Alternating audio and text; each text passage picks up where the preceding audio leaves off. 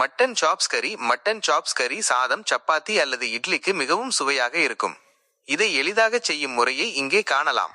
1. மட்டனை வேக வைத்தல். மட்டன் சாப்ஸை நன்றாக கழுவி ஒரு குக்கரில் போடவும். அதனுடன் சிறிது மஞ்சள் தூள், இஞ்சி பூண்டு விழுது, உப்பு மற்றும் 1 கப் தண்ணீர் சேர்த்து 4 முதல் 5 விசில் வரும் வரை வேக வைக்கவும். ஒரு வாணலியில் எண்ணெய் ஊற்றி சூடாக்கவும். அதில் பட்டை, கிராம்பு, ஏலக்காய் மற்றும் கறிவேப்பிலை சேர்த்து தாளிக்கவும். 3. வெங்காயம் மற்றும் தக்காளி வதக்குதல்.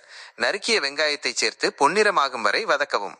பின் இஞ்சி பூண்டு விழுது சேர்த்து பச்சை வாசனை போகும் வரை வதக்கி தக்காளியை சேர்த்து மென்மையாகும் வரை வதக்கவும். 4. மசாலா சேர்த்தல். தீயை குறைத்து வைத்து மிளகாய்த்தூள், மல்லித்தூள், கரம் மசாலா மற்றும் உப்பு சேர்த்து கிளறவும்.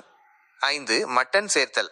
இப்போது வேக வைத்த மட்டன் சாப்ஸ் துண்டுகளை தண்ணீருடன் சேர்த்து மசாலாவில் ஊற்றவும்.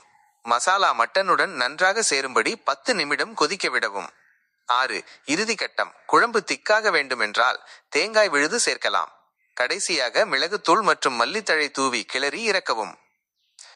சிறு குறிப்பு: மட்டன் சாப்ஸ் வறுவலாக ட்ரை வேண்டுமென்றால் தண்ணீரை முழுமையாக சுண்டவிடவும். சாப்ஸ் துண்டுகளை நசுக்கி ஃபிளாட்டன்ட் வாங்கினால் இன்னும் சுவையாகவும் மென்மையாகவும் இருக்கும். இந்த ரெசிபியை பயன்படுத்தி மட்டன் சாப்ஸ் வறுவல் அல்லது கிரேவி செய்ய ஏதேனும் சந்தேகம் உள்ளதா?